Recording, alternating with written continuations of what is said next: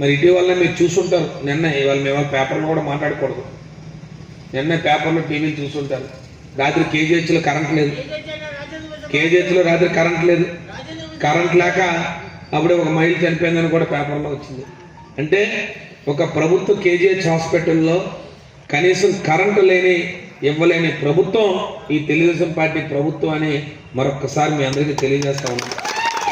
అంటే పేదవాడు వైద్యం చేయించుకోకూడదు, పేదవాడు డబ్బు ఇచ్చుకోవాలా, అప్పు అయిపోవాలా, మళ్ళీ ఏ ఆస్తి అమ్ముకోవాలా, లేదు అప్పుకి వెళ్ళిపోవాలా, లేదు ఇంట్లో మెడలో బంగారం ఉంటే అమ్ముకోవాలా, అంతే తప్ప ఈ ప్రభుత్వం నాకు ఉంటుంది, ఈ ప్రభుత్వం నాకు చూస్తుంది అనే ఆలోచన లేదు. మీరు ఒకసారి గుర్తుపెట్టుకోండి, ఆనాడు రాజశేఖర రెడ్డి గారు ఆరోగ్యశ్రీ పెట్టారు. ప్రతి ఒక్కరికి గుండెల్లో ధీమా, నాకు ఏదైనా ఇబ్బంది వస్తే వెంటనే మంజురెడ్డి ఫోన్ చేసి వస్తుంది, నన్ను తీసుకెళ్లే కార్పొరేట్ హాస్పిటల్కి అపోలోనో స్టార్ పెనాకిలో లేదా పక్కనున్న ఇంకో హాస్పిటల్కి వెళ్తే నాకు ఆరోగ్యశ్రీ కార్డు మీద చేస్తారని చెప్పి.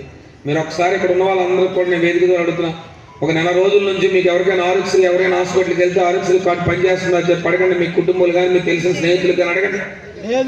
ఎక్కడైనా ఉందా? ఎక్కడైనా ఉందా?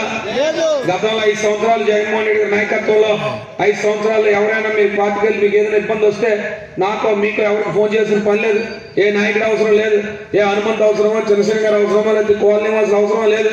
మీకు ఫోన్ చేస్తే 108 వచ్చేది, మీకు దగ్గరలో ఏ హాస్పిటల్ ఉంటే హాస్పిటల్, కార్పొరేట్ హాస్పిటల్కి వెళ్ళేవారు, మీ ఆరోగ్యశ్రీ కార్డు పట్టుకొని వెళ్ళేవారు. అక్కడ ఆరోగ్యశ్రీ డెస్క్ దగ్గరికి వెళ్తే ఇమీడియట్గా వైద్యం చేసి పంపించే పరిస్థితి. ఒకవేళ ఏదైనా ఇబ్బంది వస్తే మాలాంటి పెద్దలకు ఎవరికైనా చెప్తే మేము గట్టిగా ఇమీడియట్గా అప్రూవల్ తెచ్చి చేసే పరిస్థితి. ఇవాళ అది లేదు. అంటే ఒక ప్రభుత్వం పేదల కోసం, మధ్యతరగతి కుటుంబీకుల కోసం, ఈ రాష్ట్రంలో ప్రజల కోసం పనిచేయాలే కానీ ప్రైవేట్ వ్యక్తుల కోసం 17 మెడికల్ కళాశాల గురించి అడిగితే ఏం చెప్తారంటే జగన్మోహన్ రెడ్డి ప్రారంభించాడా, జగన్మోహన్ రెడ్డి కంప్లీట్ చేశాడా? ఏమయ్యా 5 సంవత్సరాల్లో 17 మెడికల్ కళాశాలలు ప్రారంభించాం, అవుతుంది, మేము 5 చేసాం, మిగతా నువ్వు చెయ్యు, మిగతా కూడా కంప్లీట్ చెయ్యు. ఏమంటే దానికి బోల్డ్ డబ్బు అవసరం అవుతుంది అంటున్నాడు. ఎంత అవసరం అవుద్ది? 17 మెడికల్ కళాశాలకు 500 కోట్ల లెక్కన 17 మెడికల్ కళాశాలు 8,500 కోట్ల రూపాయలు, అందులో 3,000 కోట్ల రూపాయలు మేము ఖర్చు పెట్టాం గత ప్రభుత్వంలో జగన్మోహన్ రెడ్డి నాయకత్వం. ఇంకెంత ఖర్చు పెట్టాలో? ఒక 5,500 కోట్లు, తప్పితే ఇంకొక 500 పెరిగితే 6,000 కోట్లు. ఏమయ్యా నువ్వు ముఖ్యమంత్రి అయ్యావు, కింద సంవత్సరం జూన్ నెలలో ముఖ్యమంత్రి అయ్యారు. ఇప్పటికి లెక్క వేసుకుంటే జూన్కి సంవత్సరం, 6వ నెల నుంచి 10వ నెలకు తీసుకుంటే లెక్క వేసుకుంటే 16, 12, 4, 16 నెలలు. 16 నెలల్లో మీరు చేసిన అప్పు ఎంత? 2,25,000 కోట్లు. మీ అక్షరాల మీరు చేసిన అప్పు. అంటే యావరేజ్గా 16 నెలలు లెక్క వేసుకుంటే, నెలకు లెక్క వేసుకుంటే 15,000, 13,000 నుంచి 14,000 కోట్లు అప్పు చేశారు. ఒక నెలకు 14,000, 13,000 కోట్లు అప్పు చేసుకున్న వాళ్ళు 5,500 కోట్ల రూపాయలు, అది కూడా ఒకసారి ఖర్చు పెట్టక్కర్లే, సంవత్సరానికి 1000 కోట్లు ఖర్చు పెట్టి చాలు, ఎందుకంటే ఒకే రోజు అయిపోదు. వ్యక్తిగత స్వేచ్ఛ కోసం ఎన్నో పోరాటాలు చేశారు. రైతు భూములను ప్రభుత్వం సామూహికంగా ఆస్తుల్ని మార్చే కుట్రల్ని 1959 నాగ్పూర్ తీర్మానం ద్వారా రంగా గారు గట్టిగా వ్యతిరేకించారు. 1971 ప్రజాస్వామ్య బలగాలను ఏకం చేసే ప్రయత్నంలో ప్రధాన పాత్ర పోషించారు. ఆయన జీవితంలో కీలక ఘట్టం 1964 17వ రాజ్యాంగ సవరణకు వ్యతిరేకంగా పార్లమెంట్లో ప్రసంగించి రైతు భూమిని కట్టడి చేసే చట్టాన్ని ఆపారు. అది ఒక చరిత్ర. అదే సమయంలో మీరు ఒకసారి చూస్తే సాక్షాత్తు ఆనాటి నెహ్రూ ప్రధానమంత్రిగా ఉండి ఈయన ఒత్తిడికి తలవొగ్గారు. రంగాజీ పార్లమెంట్లో ఉన్నంతకాలం భారత రైతు ధైర్యంగా నిద్రపోవచ్చు, అది మీ ఒక్కరికే సాధ్యమని చెప్పిన వ్యక్తి ఎన్జి రంగా గారు. ఎన్జి రంగా గారి జీవితం ఒక పోరాటమే కాదు, ఆయనలో ఒక రచయిత, శాస్త్రవేత్త, తత్వవేత్త ఉన్నారు. అందుకే ఆయన 65 పుస్తకాలు రాశారు ఇంగ్లీష్లో, 15 తెలుగులో రచనలు చేశారు. ప్రపంచ రాజ్యాంగ రూపకల్పన ఉద్యమంలో పాల్గొని వరల్డ్ కాన్స్టిట్యూంట్ అసెంబ్లీ ప్రక్రియలో సంతకం చేశారు. ఎన్జి రంగా పోరాటాలకు, సేవలకు ఎన్నో అవార్డులు వచ్చాయి. పద్మ విభూషణ అవార్డు వచ్చింది. ఆ రోజు ఇవన్నీ చూసిన తర్వాత నేను ముఖ్యమంత్రి అయిన మొదట్లో హైదరాబాద్ అగ్రికల్చర్ యూనివర్సిటీ ఉంటే ఆ యూనివర్సిటీకి ఎన్జి రంగా గారి పేరు పెట్టి ఆ యూనివర్సిటీ ముందుకు తీసుకుపోయాం. ఆ తర్వాత రాష్ట్రం విడిపోయిన తర్వాత కొత్త రాష్ట్రం వస్తే ఎన్జి రంగా గారి యూనివర్సిటీ పేరు మార్చారు. అప్పుడు నేను ఆలోచించి ఇది సెంట్రల్ గవర్నమెంట్ శాంక్షన్ చేస్తే ఇక్కడ యూనివర్సిటీ పెట్టి మళ్ళీ రంగా గారి పేరు పెట్టింది ఆ రోజున్న ప్రభుత్వం, తెలుగుదేశం ప్రభుత్వం అని చెప్పి కూడా నేను మీకు తెలియజేస్తున్నా. ఇది ఎందుకు చేశామంటే ఇవన్నీ కూడా ఒక నాయకుడికి మనం ఇవ్వాల్సిన గౌరవం, ఒక భావితరాలకు ఒక స్ఫూర్తినిచ్చే విధంగా మనం ముందుకు పోవాల్సిన అవసరం ఉంది.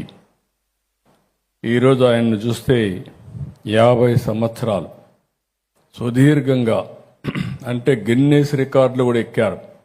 ఏకైక పార్లమెంట్ మెంబర్, జీవిత కాలంలో 50 సంవత్సరాలు పార్లమెంట్ మెంబర్గా ఉన్న వ్యక్తి ఎన్జి రంగా గారు. ఆయన సుదీర్ఘ రాజకీయ జీవితంలో ఎలాంటి ఆరోపణలు లేవు. ఇంకొక పక్కన పదవులు కూడా కోరుకోలేదు. తెనాలి, చిత్తూరు, శ్రీకాకుళం, గుంటూరు ఎక్కడి నుంచి పోటీ చేసినా, ఏ పార్టీలో పోటీ చేసినా గెలుపు ఎన్జి రంగా గారిది అయిందంటే అది ప్రజానాయకుడి యొక్క గొప్పతనమని మరొక్కసారి మీ అందరికీ విజ్ఞప్తి చేస్తున్నాను. అందుకే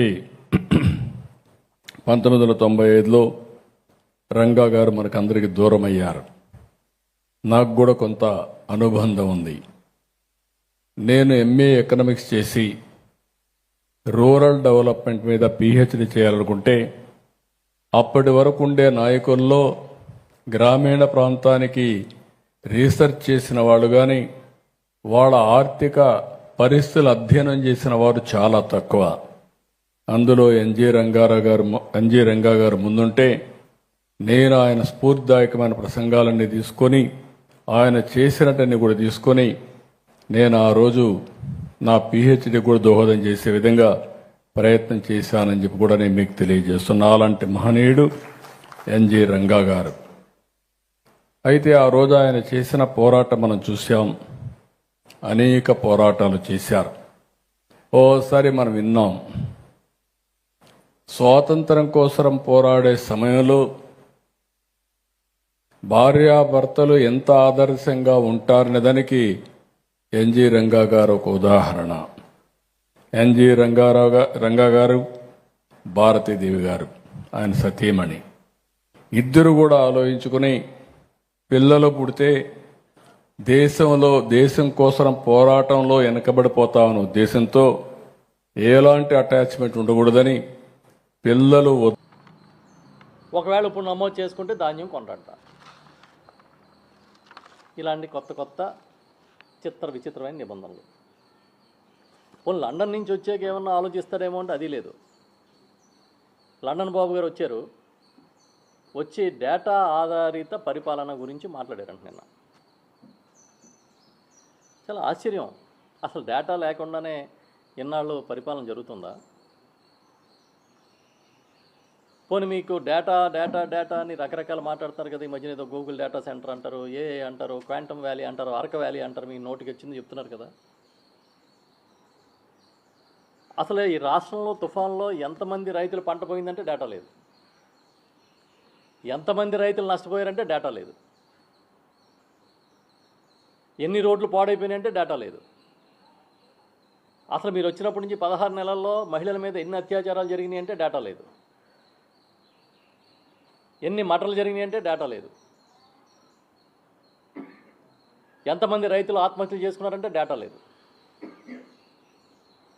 ఈ కొత్తగా ఒక పదం పట్టుకుంటాడో దాన్ని మార్కెటింగ్ చేస్తూ ఉంటారు. ఇప్పుడు ఏంటి, డేటా ఆధారిత గవర్నెన్స్ అంట. ఒక విషయం మాత్రం ఈ సందర్భంగా నేను చెప్తున్నా, స్థానిక స్వపరిపాలన, ప్రజల వద్దకు పాలన, ఇలాంటి ఒక విజన్కి, ఒక కళకి నిజమైన రూపం ఇచ్చింది ఎవరన్నా ఉంటే జగన్మోహన్ రెడ్డి గారు ముఖ్యమంత్రిగా ఉన్నప్పుడు మాత్రమే. వాళ్ళు చూసా పేపర్లో, నిన్న టీవీలోను, సచివాలయానికి పేరు మారుస్తున్నాము, విజన్ యూనిట్ అని పెడుతున్నాం అని చంద్రబాబు నాయుడు గారు చెప్పినట్టుగా. ఎస్, అది జగన్ విజన్ యూనిట్. ఈ దేశం మొత్తం గుర్తించిన జగన్ విజన్ యూనిట్ అది.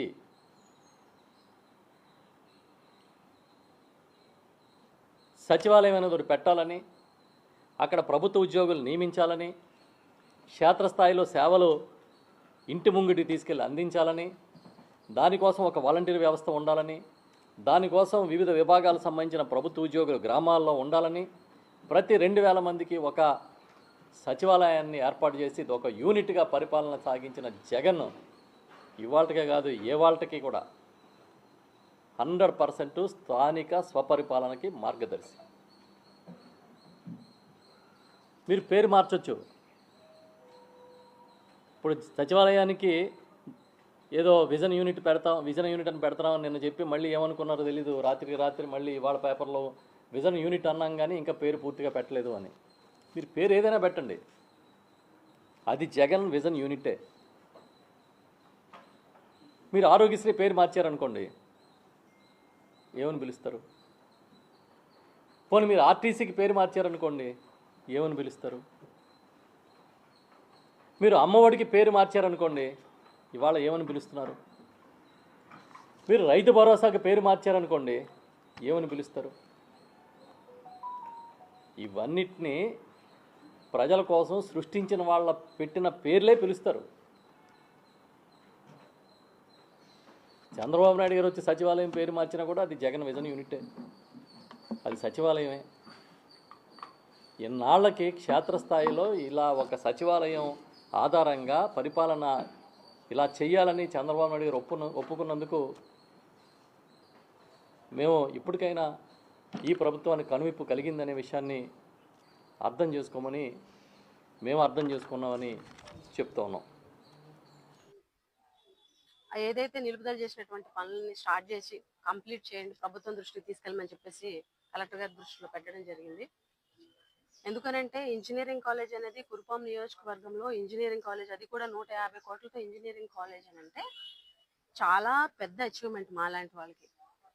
ఎందుకనంటే ఒక ఇంజనీరింగ్ స్టేట్ మొత్తంలోనే ఒక ఇంజనీరింగ్ కాలేజ్ వస్తే ఆ ఇంజనీరింగ్ కాలేజ్ అనేది కురుపాంకి రావడం, మారుమూల ఒక గిరిజన ప్రాంతానికి రావడం అనేది నిజంగా అది జగన్మోహన్ రెడ్డి గారికి మాత్రమే సాధ్యమైంది.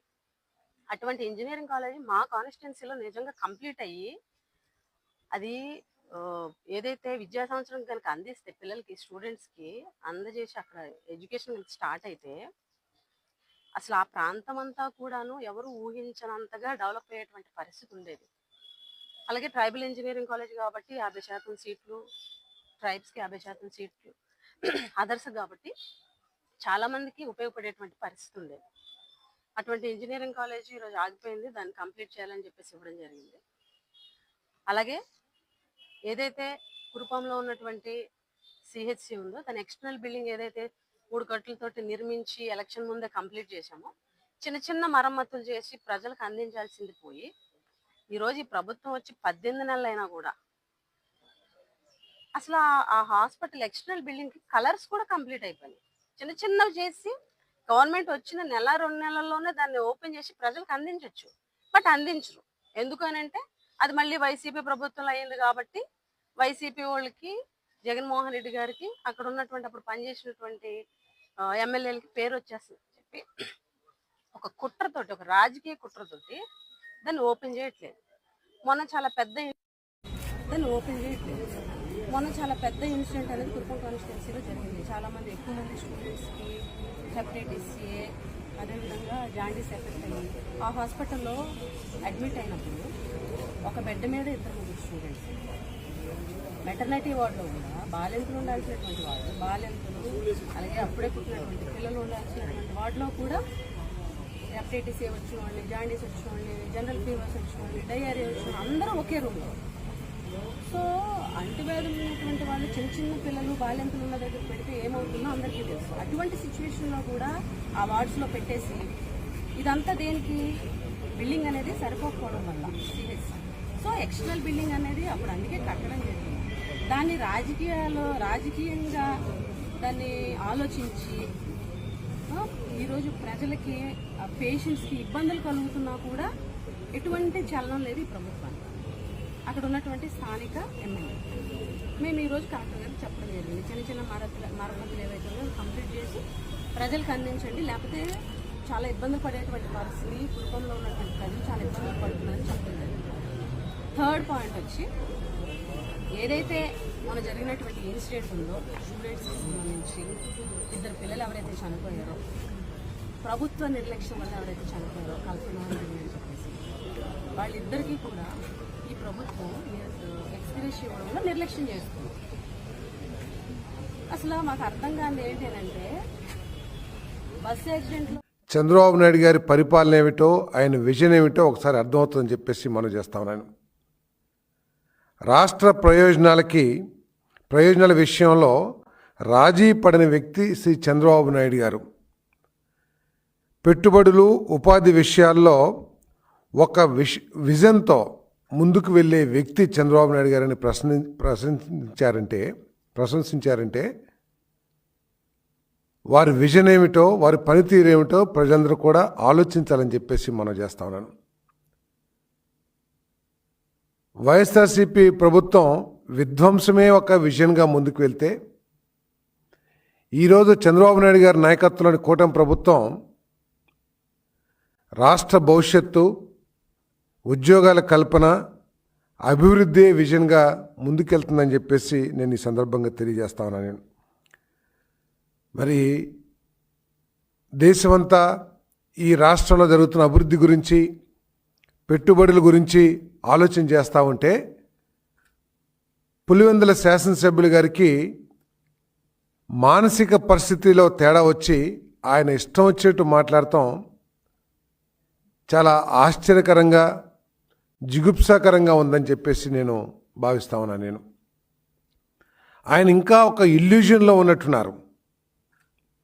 ఏదో చేసేసాను, అసలు నా ప్రభుత్వమే చేసేసింది, ఆ 5 సంవత్సరాలనే అభివృద్ధి జరిగింది, మొత్తం క్రెడిట్ అంతా నాదే, ఆ క్రెడిట్ని చంద్రబాబు నాయుడు గారు దోచేస్తున్నారు అని చెప్పటం అసలు అది నవ్వాలా, లేకపోతే ఆయన అమాయకత్వానికి బాధపడాలా అర్థం కాని పరిస్థితి ఉందని చెప్పేసి నేను భావిస్తున్నాను. సరే, ఆయన క్రెడిట్ గురించి మాట్లాడే ముందు అసలు జగన్మోహన్ రెడ్డి గారు మీరు ఇంత గొప్పగా పరిపాలన చేస్తే 151 సీట్ల నుంచి 11 సీట్లకి ఈ రాష్ట్ర ప్రజలను మిమ్మల్ని ఎందుకు పంపించారని చెప్పేసి ఏ రోజన్నా సరే మీరు రివ్యూ చేసుకున్నారా అని చెప్పేసి నేను అడుగుతా ఉన్నాను. మీరు చేయలేదు కాబట్టే, మీరు మోసాలు చేశారు కాబట్టే, మీరు విధ్వంసం చేశారు కాబట్టే ప్రజలందరూ కూడా మీకు మరి తగిన శిక్ష వేశారనే విషయాన్ని మీరు గుర్తించాలని చెప్పేసి మనం చేస్తాను. అన్నీ కూడా నేనే చేశాను చెప్తున్న జగన్మోహన్ రెడ్డి గారు సమాధానం చెప్పాలి.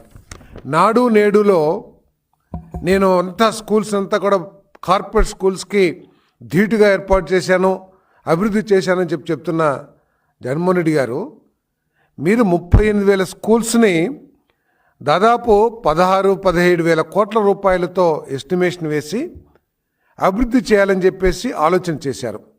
సరే, ఆ స్కూల్స్లో టీచర్లు ఉన్నారా లేరా, పిల్లలకి బోధన విధానాలు కానివ్వండి, బోధనకి కావాల్సిన వసతులు కానివ్వండి ఏమున్నాయో అవన్నీ ఆలోచించుకోకుండా ఇన్ఫ్రాస్ట్రక్చర్ పేరు మీద 16-17 కోట్ల ఎస్టిమేషన్ వేసి మీరు ఖర్చు పెట్టింది 5-6